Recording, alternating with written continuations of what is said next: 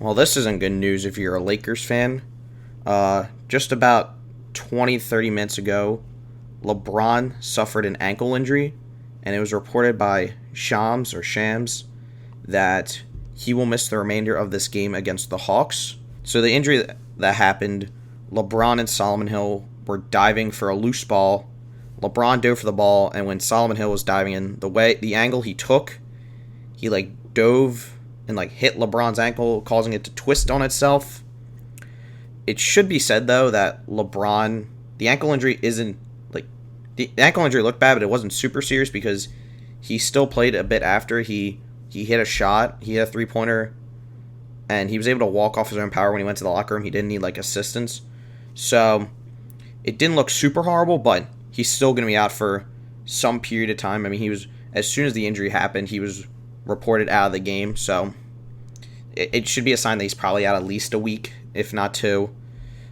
In terms of the MVP race, I think this award is now Jokic's to lose, with Embiid suffering his injury and LeBron being out. I think at least 1 to 2 weeks, could be longer. I don't think it'll be shorter.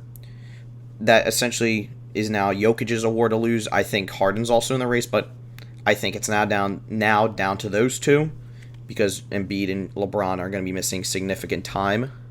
The only thing going against Jokic, and I don't want to spend too much time on it because this isn't a video about the MVP, this is about LeBron and the injury and how it's going to impact the Lakers, but it should be said the only way I think he doesn't win this award is unless he himself would unfortunately suffer an injury, or if the Nuggets fall outside of the top 4, which right now they're 5th, half a game behind the Clippers, who are 4th, and only 3 games behind the Lakers, who are missing both Anthony Davis and LeBron. So I think he's the front runner right now for the award race. It's going to be interesting to see how the Lakers respond to this.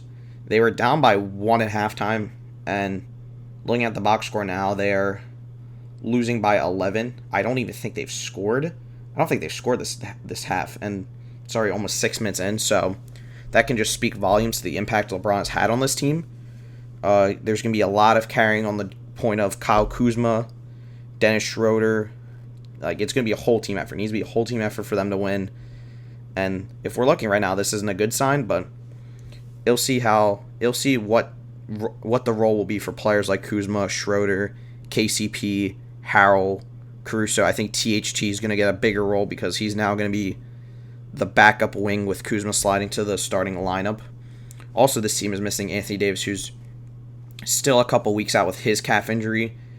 I think if the injury is what I think, the timetable for LeBron's injury, I think him and Anthony Davis can both come back at the same time. I don't think Anthony Davis will come back before because, last week, they said he's still at least 3 weeks behind, which at minimum would coincide with when LeBron comes back. Looking at the Lakers' next few games, so they have a 2-game road stretch that starts tomorrow with at Phoenix and at New Orleans.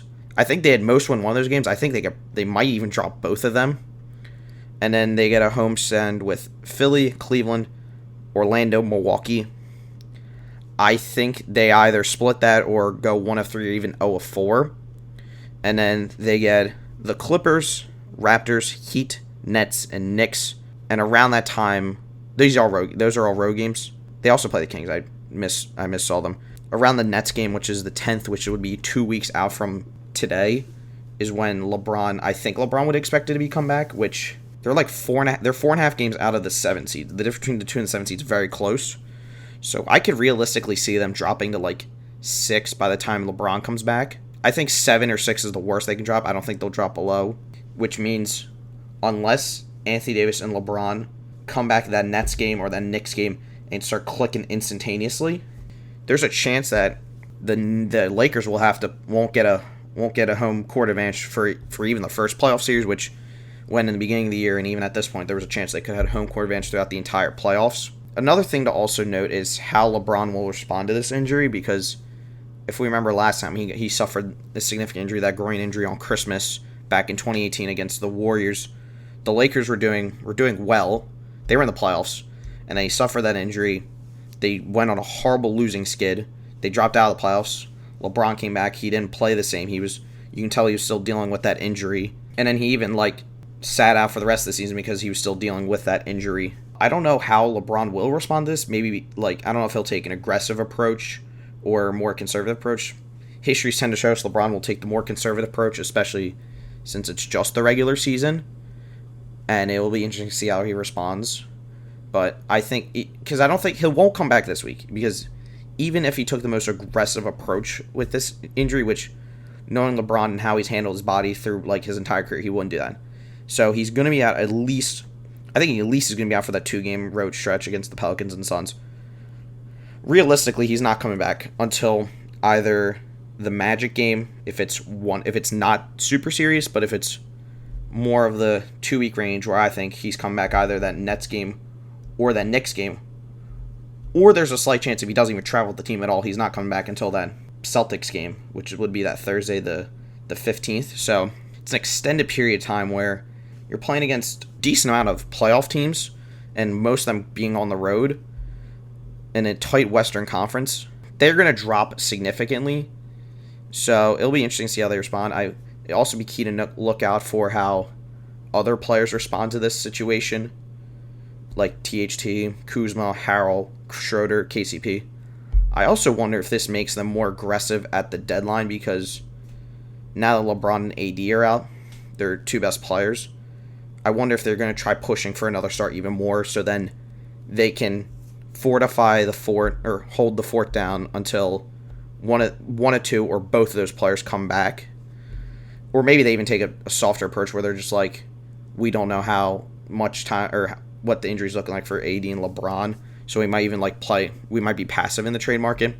I think they're going to be aggressive because it's LA and they have the best player in the world, and Anthony Davis, who's another top 5 to 7 player in his own regard. So it'll be interesting to see how they respond to the trade market.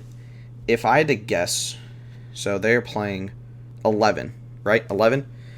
If I'm looking at these 11 games, which are the 11 games upcoming, which I think LeBron will be out for, I think they're going to be under 500. I think they go 3-8, 4-7.